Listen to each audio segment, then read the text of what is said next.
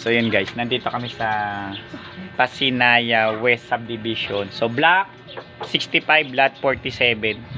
So ito yung bendo na to ay mga 2 years ago na siya, no? So ang nangyari naman sa kanya ay nawala daw po yung walang ilaw, wala tong LED light, wala lahat ilaw.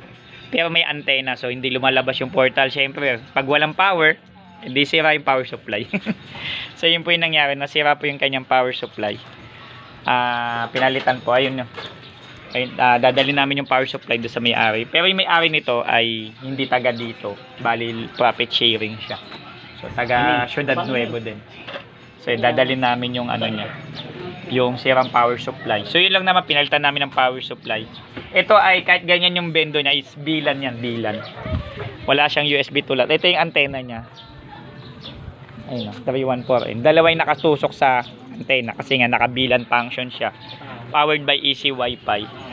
So yun, for almost 2 years ay ang nasira lang naman is power supply. So okay na po, Ma'am Cheryl, mapiyesa, ay okay na po yung inyong piso Wi-Fi. Sira lang po talaga yung power supply kaya hindi po siya nagpa-power. And then yung pan medyo maganit na, so nilagyan na lang din namin siya ng langis para kahit papaano maging smooth yung takbo. Hindi pa naman siya sira na yung pan. So okay na po ito.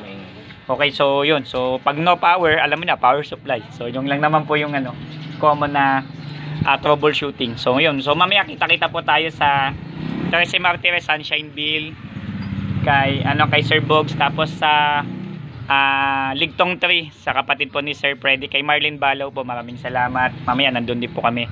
And Pasinaya Central yan, kay Sir JP, pinapasilip din po yung piso Wi-Fi. Maraming salamat po. PC Magawa mo, don't forget to subscribe.